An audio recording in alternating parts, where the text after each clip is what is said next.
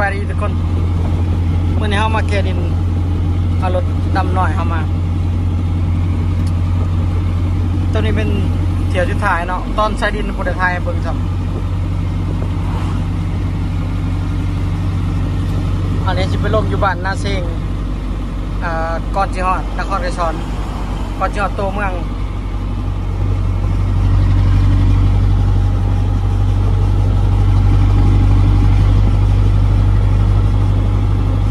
ถ่ายจนเขาแก่2คันมื้อนี้ดินประมาณ10กว่ารถเลย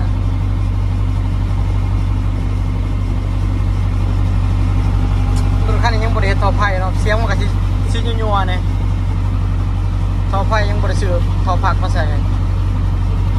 ซื้อมาแล้วแต่ยังบ่ได้ใส่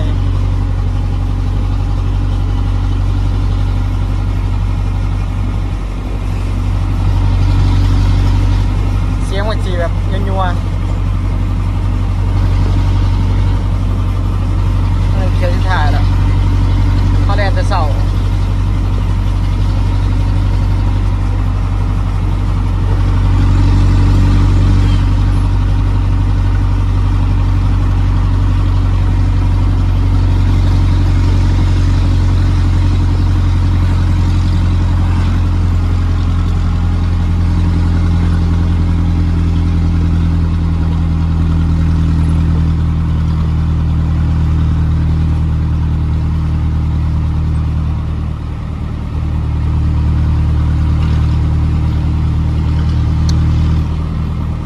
จากบอนเฮาใส่ดินกับบอนถอนประมาณ4กิโลเมตรเนาะน่าจะได้อยู่แต่ว่าตอนใส่ดินนะบ่ได้ถ่ายลืมนี่เป็นรถพวกแปลกเส้นทางคุ้มหลายชน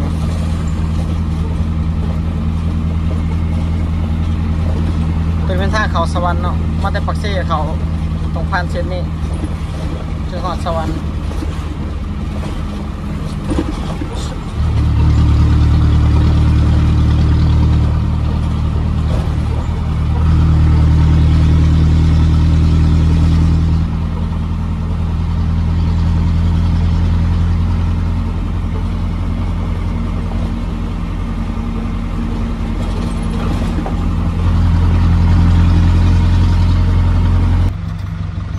บนเขาเนี่ยทุกคน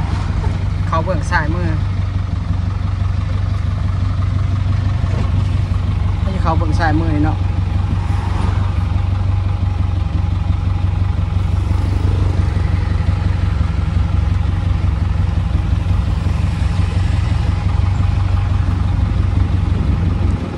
เขาบ้านนาเซงเขาไปประมาณหาดักฮอดนครไกรสอนอ่ะ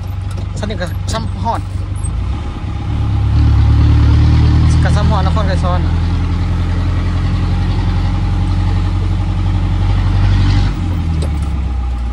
โปรไกเนาะเขาเป็นประมาณ100-200 เมตรหอด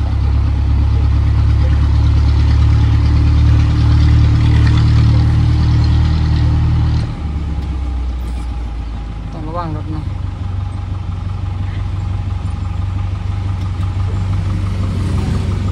นี่เบื้องซ้ายมือนี่แหละ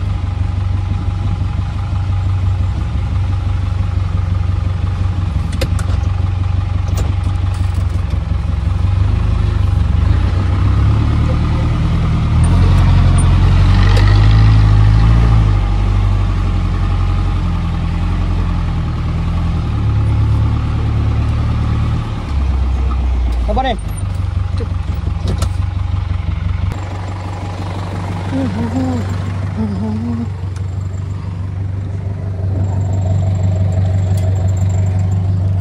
วันนี้บ่แล้วบ่สิมาหารถอ่ะพอแล้วยิงรถนึง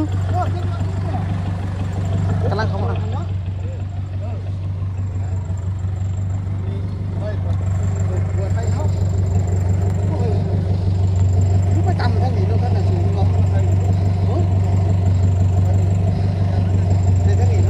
ถอกใส่ห้องเอาถอกนี้ดีแล้วนะ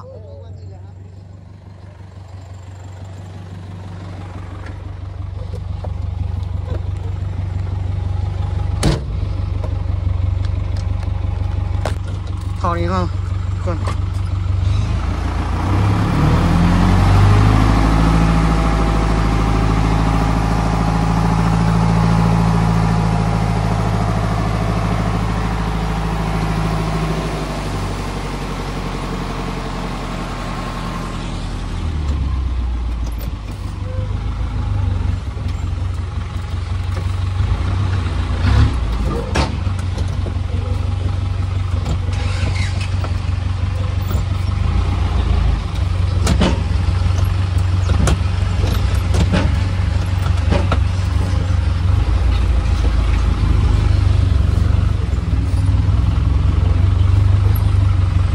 ยวจะเนาะ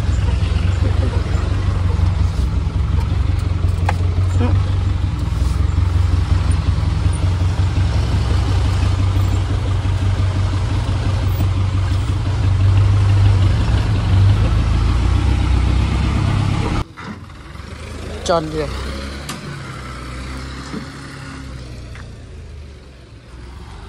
พอดีจุดเลย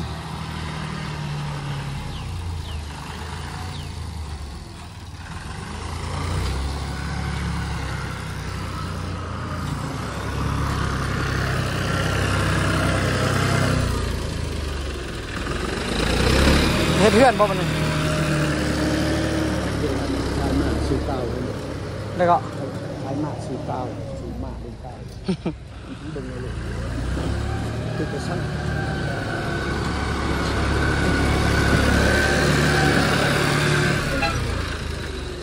ว่าไง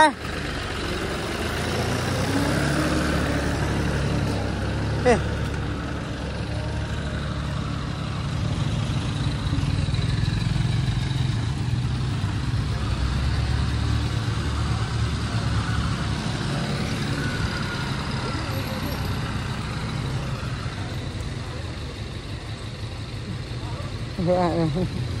ไปใส่เขาได้บ่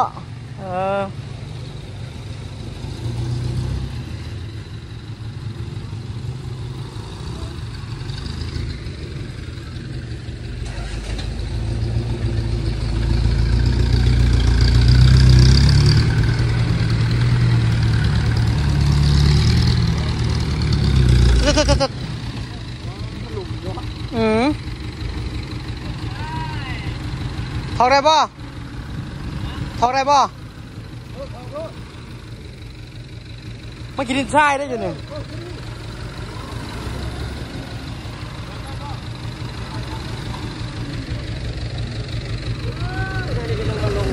มากินดินทรายเด้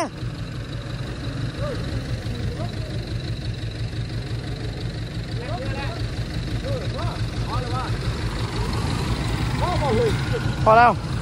พ่อแล้วเราจกเมื่อน่ะ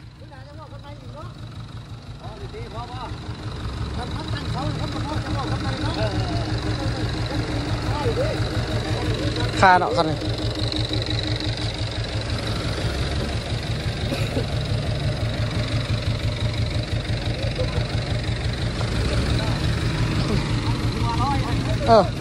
ใส่ลาย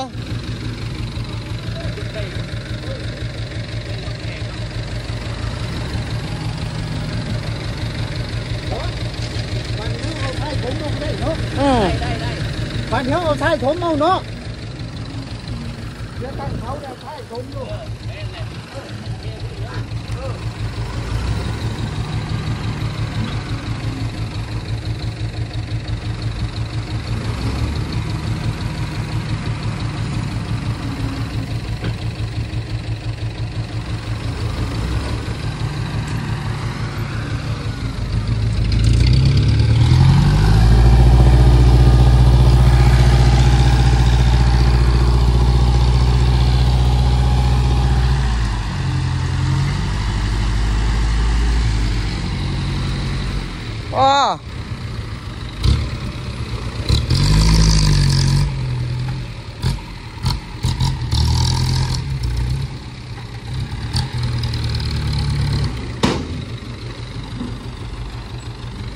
ลอย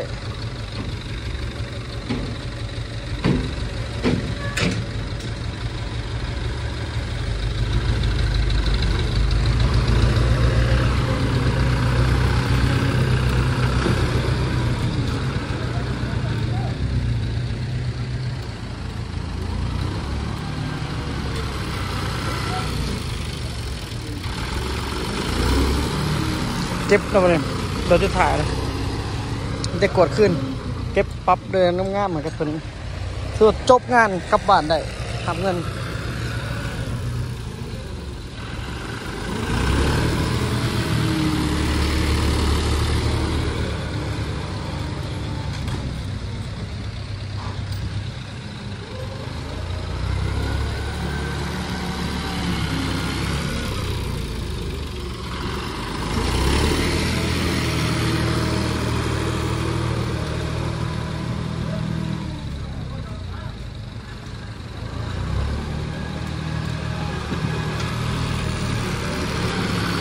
ท่วม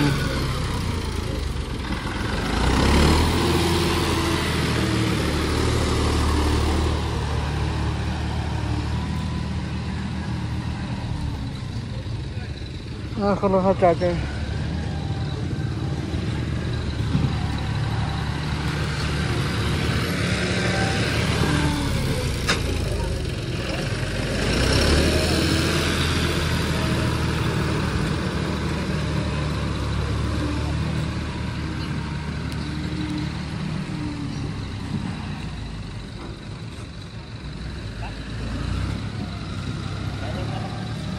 ฮะแล้วก็เอาเลยก่อนนี่นั่งแค่ไหนใช่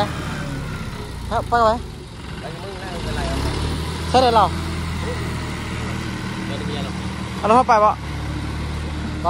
เอารถเข้าไปบ่ไปได้ขี่รถจักรไป